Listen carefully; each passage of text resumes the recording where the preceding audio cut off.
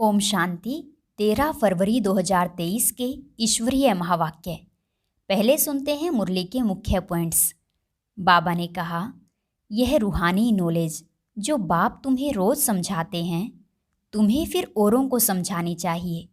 नर से नारायण बनने की सच्ची सच्ची कथा यही है, बाकी सब तो भक्ति मार्ग का कनरस है।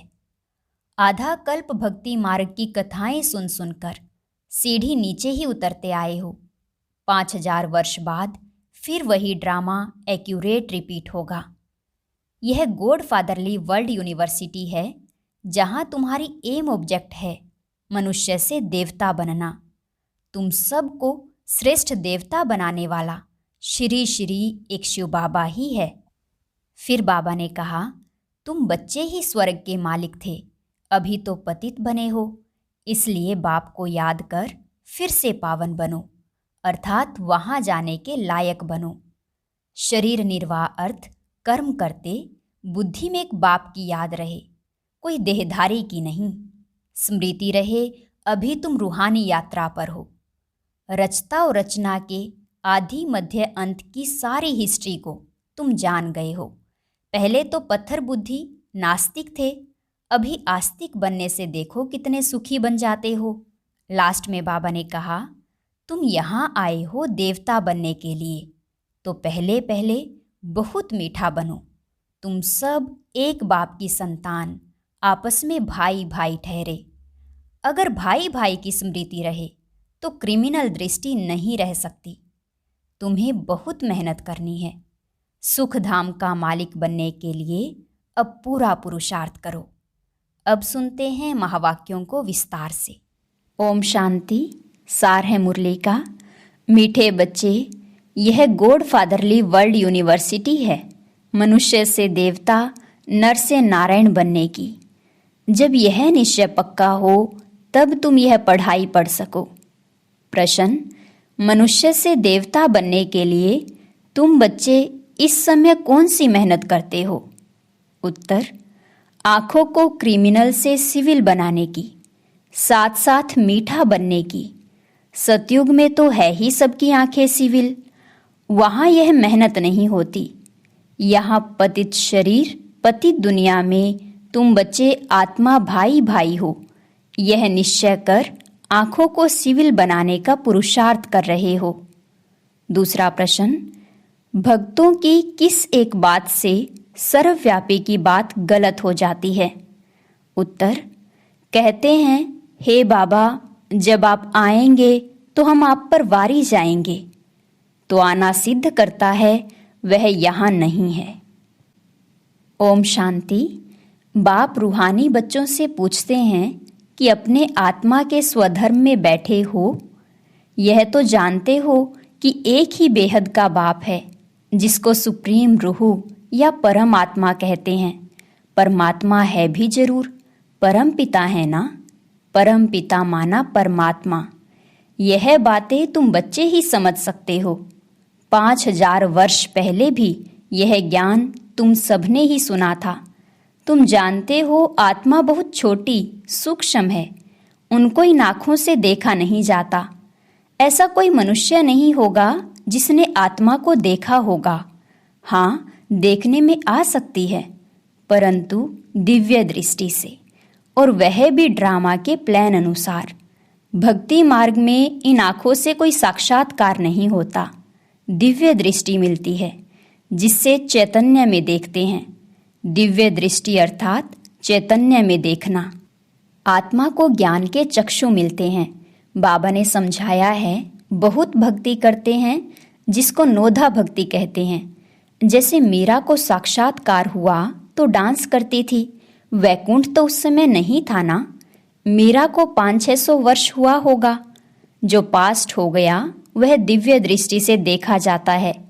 हनुमान, गणेश आदि के चित्रों की बहुत भक्ति करते करते उसमें जैसे लय हो जाते हैं। भल दीदार होगा, परंतु उससे कोई मुक्ति नहीं मिल सकती। मुक्ति, जीवन मुक्ति का रास्ता बिल्कुल न्यारा है। भारत में भक्ति मार्ग में ढेर मंदिर होते हैं, वहाँ शिवलिंग भी रखते हैं। कोई छोटा बनाते हैं, कोई बड़ा बनाते हैं। अभी तुम समझते हो जैसे तुम आत्मा हो, वैसे वह सुप्रीम आत्मा है। साइज एक ही है। कहते भी हैं हम सब ब्रदर्स हैं, आत्माएं सब भाई भाई हैं। बेहद का बाप एक है, बाकी सब भाई भाई हैं, पार्ट बजाते हैं। यह समझने की बातें हैं। यह है ज्ञान की बातें जो एक ही बाप समझाते हैं। उनके लिए फिर कह देते सर्वव्यापी है, ठिक्कर भीतर में है। यह तो राइट नहीं है ना। एक तरफ कहते बाबा जब आप आएंगे तो हम वारी जाएंगे, ऐसे थोड़े ही कहते आप सर्वव्यापी हो। कहते हैं आप आएंगे तो वारी जाएंगे, तो इसका मतलब यहाँ नहीं है ना। मेरे तो आप दूसरा ना कोई, तो जरूर उनको याद करना पड़े ना। यह बाप ही बैठ बच्चों को समझाते हैं। इसको रूहानी नॉलेज कहा जाता है। यह जो गाया जाता है आत्माएं परमात्मा अलग रहे बहुकाल, उसका हिसाब भी समझाया है। बहुकाल से अलग तुम आत्माएं रहती हो। अब बाप के पास आए हो राजयोग सीखने। बाप तो सर्वेंट है। बड़े आदमी जब सही करते हैं तो नीचे लिखते हैं ओबीडिएंट सर्वेंट। बाप सब बच्चों का सर्वेंट है। कहते हैं बच्चे मैं तुम्हारा सर्वेंट हूँ। तुम कितनी हुज्जत से बुलाते हो कि भगवान आओ, आकर हम पतितों को पावन बनाओ। पावन होते ही हैं पावन दुनिया में। यह समझने की बातें हैं। बाकी तो सब कनरस है। यह है God Fatherly World University. Aim object क्या है? मनुष्य से देवता बनाना। बच्चों को यह निश्चय है कि हमको यह बनना है। जिसको निश्चय नहीं होगा वह स्कूल में बैठेगा क्या? निश्चय होगा तो बैरिस्टर से सर्जन से सीखेगा। एम ऑब्जेक्ट का पता ही नहीं होगा तो आएगा नहीं। तुम बच्चे समझते हो हम मनुष्य से देवता, नर से नारायण बनते हैं। यह है सच्ची सच्ची सत्य नर से नारायण बनने की कथा। कथा क्यों कहा जाता है? क्योंकि 5000 वर्ष पहले भी यह नॉलेज सीखी थी, तो पास्ट को कथा कह देते हैं। यह है सच्ची सच्ची शिक्षा नर से नारायण बनने की। नई दुनिया में देवताएं, पुरानी दुनिया में मनुष्य रहते हैं। देवताओं में जो दैवी गुण है वह मनुष्यों में नहीं है। मनुष्य उनको देवता कहते हैं और गाते हैं आप सर्वगुण संपन्न, 16 कला संपूर्ण, संपूर्ण निर्विकारी हो। अपने को कहते हैं हम पापी, नीच, विकारी हैं। देवताएं कब थे? जरूर कहेंगे सतयुग में थे। ऐसे नहीं कहेंगे कलयुग में थे। आजकल मनुष्यों की तमो प्रधान बुद्धि होने के कारण बाप के टाइटल भी अपने ऊपर रख देते हैं। वास्तव में श्रेष्ठ बनाने वाला श्री श्री तो एक ही बाप है। श्रेष्ठ देवताओं की महिमा अलग है। अभी है कलयुग। सन्यासियों के लिए भी बाबा ने समझाया है। एक है हद का सन्यास और दूसरा है बेहद का सन्यास।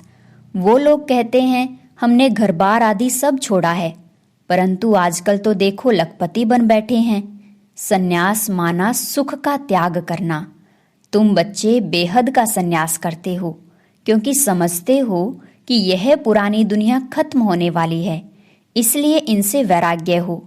वो लोग तो घर बार छोड़ फिर अंदर घुस आए हैं। अभी पहाड़ियों आदि पर गुफाओं में नहीं रहते, कुटियाएं बनाते हैं, तो भी कितना खर्च करते हैं। वास्तव में कुटिया पर कोई खर्चा थोड़ी ही लगता है। बड़े बड़े महल बनाकर रहते हैं। आजकल तो सब तमो प्रधान है। अभी है ही कलयुग। सतयुगी देवताओं के चित्र नहीं होते तो स्वर्ग का नाम निशान गुम हो जाता। तुमको समझाया जाता है अब मनुष्य से देवता बनना है। आधा कल्प भक्ति मार्ग की कथाएं हैं, सुनकर सीढ़ी नीचे उतरते आए हो। फिर 5000 वर्ष बाद एक्यूरेट वही ड्रामा रिपीट होगा। बाबा ने समझाया भी है, किसको ऐसे कहना नहीं है कि भक्ति को छोड़ो। ज्ञान आ जाता है तो फिर आपे ही भक्ति छूट जाएगी। समझते हैं हम आत्मा है, अब बेहद के बाप से हमको वर्षा लेना है। पहले बेहद के बाप की पहचान चाहिए। वह निश्चय हो गया तो फिर हद के बाप से बुद्धि निकल जाती है। ग्रस्त व्यवहार में रहते बुद्धि का योग बाप के साथ लग जाएगा। बाप खुद कहते हैं, शरीर निर्वाह अर्थ कर्म करते बुद्धि में याद रहे एक बाप की, देहधारियों की याद न रहे। वह होती है जिस्मानी यात्रा, यह तुम्हारी है रूहानी यात्रा। इसमें धक्का नहीं खाना है। भक्ति मार्ग है ही रात, धक्का खाना पड़ता है। यहाँ धक्के की बात ही नहीं, याद करने के लिए कोई बैठता नहीं है। भक्ति मार्ग में कृष्ण के भक्त चलते फिरते कृष्ण को याद नहीं कर सकते हैं क्या?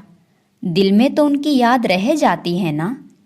एक बार जो चीज़ देखी जाती है वह तो चीज़ याद रहती है। तो तुम घर बैठे शिव बाबा को याद नहीं कर सकते हो? यह है नई बात। कृष्ण को याद करना यह पुरानी बात हो गई। शिव बाबा को तो कोई जानते ही नहीं। उनका नाम रूप क्या है, सर्वव्यापी भी क्या है, कोई बताए ना। तुम बच्चे जानते हो हम आत्मा का बाप परमपिता परमात्मा है। आत्मा को परमात्मा कह नहीं सकते। अंग्रेजी में आत्मा को सोल कहा जाता है। एक भी मनुष्य नहीं जो पारलौकिक बाप को जानता हो। वह बाप ही ज्ञान का सागर है। उनमें नॉलेज है मनुष्य को देवता बनाने की। बाप कहते हैं, रोज रोज गुह्य गुह्य बातें सुनाता हूँ। मुख्य बात है याद की, याद ही भूल जाती है। बाबा रोज कहते हैं, अपने को आत्मा समझ बाप को याद करो। मैं आत्मा बिंदी हूँ कहते भी हैं, चमकता है अजब सितारा। आत्मा शरीर से निकलती है तो इन आँखों से देखने में नहीं आती है। कहा जाता है आत्मा निकल गई, जाकर दूसरे शरीर में प्रवेश किया। तुम जानते हो हम आत्मा कैसे पुनर्जन्म लेते अभी अपवित्र बनी है। पहले तुम आत्मा पवित्र थी, तुम्हारा ग्रस्त धर्म पवित्र था। अब दोनों ही अपवित्र बने हैं। जब दोनों पवित्र हैं तो उन्हों की पूजा करते हैं। आप पवित्र हो, हम अपवित्र हैं। वह दोनों पवित्र, यहाँ दोनों अपवित्र। तो क्या पहले पवित्र थे फिर अपवित्र बने या अपवित्र ही जन्म लिया? बाप बैठ समझाते हैं, पहले तुम आत्माएं आपे ही पवित्र पूज्य थी, फिर आपे ही पुजारी अपवित्र बनी हो।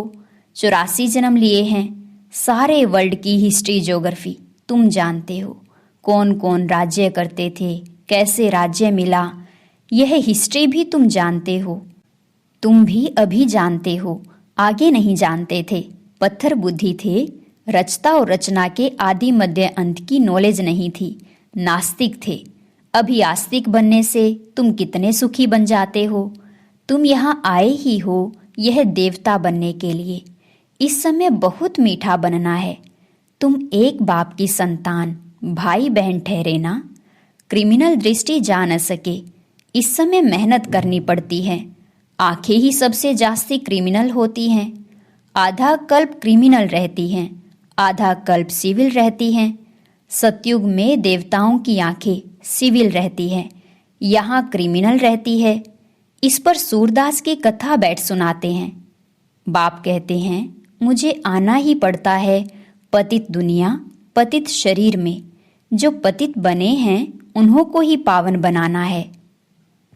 तुम जानते हो कृष्ण और राधे दोनों अलग अलग राजाई के थे, प्रिंस प्रिंसेस थे। पीछे स्वयंवर बाद लक्ष्मी नारायण बनते हैं तो फिर उन्हों की डायनेस्टी गाई जाती है। संवत भी उनसे कहा जाएगा। सतयुग की आयु ही लाखों वर्ष कह देते हैं। बाप कहते हैं 1250 वर्ष। रात दिन का फर्क हो गया ना। रात ब्रह्मा की आधा कल्प, फिर दिन ब्रह्मा का आधा कल्प। ज्ञान से है सुख, भक्ति से है दुख। यह सब बातें बाप बैठ समझाते हैं। फिर भी कहते हैं, मीठे बच्चों अपने को आत्मा समझो, स्वधर्म में टिको, बाप को याद करो, वही पतित पावन है। याद करते करते तुम पावन बन जाएंगे। अंतमति सो गति। बाप स्वर्ग का रचयिता है ना, तो याद दिलाते हैं तुम स्वर्ग के मालिक थे, अभी पतित हो, इसलिए वहां जाने लायक नहीं हो। इसलिए पावन बनो। मुझे एक ही बार आना पड़ता है। एक गोड़ है, एक ही दुनिया है। मनुष्यों की तो अनेक मतें, अनेक बातें हैं, जितनी जबान उतनी बातें। यहाँ है ही एक मत, अद्वैत मत। झाड़ में देखो कितने मत मतांतर है, झाड़ कितना बड़ा हो गया है। वहाँ एक मत एक राज्य था, तुम जानते हो हम ही विश्व के मालिक थे। भारत कितना साहूकार था। वहाँ अकाले मृत्यु कभी होता नहीं। यहाँ तो देखो बैठे बैठे यह गया, चारों तरफ से मोते हैं। वहाँ तुम्हारी आयु बड़ी थी, अभी तुम ईश्वर से योग लगाए मनुष्य से देवता बन रहे हो, तो तुम ठहरे योगेश्वर योगेश्वरी, फिर बनेंगे राज राजेश्वरी। अभी हो ज्ञान ज्ञानेश्वरी, फिर राज राजेश्वरी कैसे बने?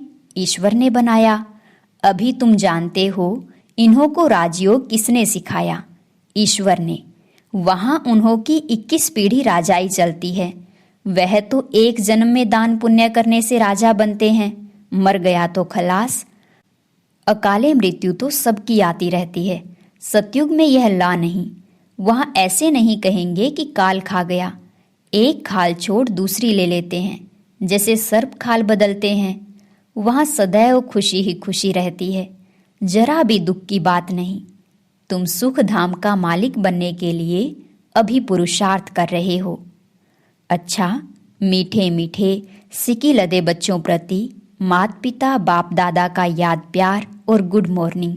रूहानी बाप की रूहानी बच्चों को नमस्ते।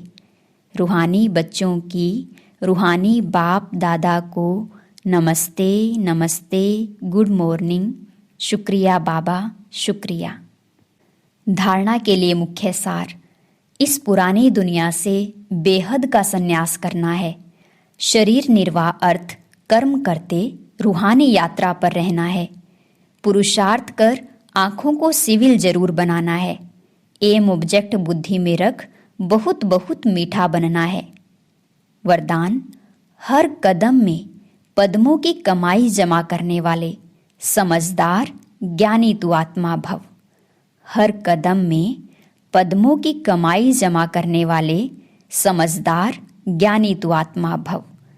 समझदार ज्ञानी तू आत्मा वह है जो पहले सोचता है फिर करता है।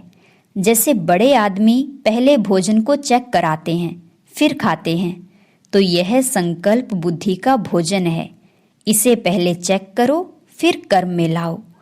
संकल्प को चेक कर लेने से वाणी और कर्म स्वतः समर्थ हो जाएंगे, और जहाँ समर्थ है वहाँ कमाई है। तो समर्थ बन हर कदम अर्थात संकल्प, बोल और कर्म में पद्मों की कमाई जमा करो। यही ज्ञानी तू आत्मा का लक्षण है। स्लोगन, बाप और सर्व की दुआओं के विमान में उड़ने वाले ही उड़ता योगी है। बाप और सर्व की दुआओं के विमान में उड़ने वाले ही उड़ता योगी हैं। और अब यह एक बहुत अच्छी वीडियो भी जरूर देखें।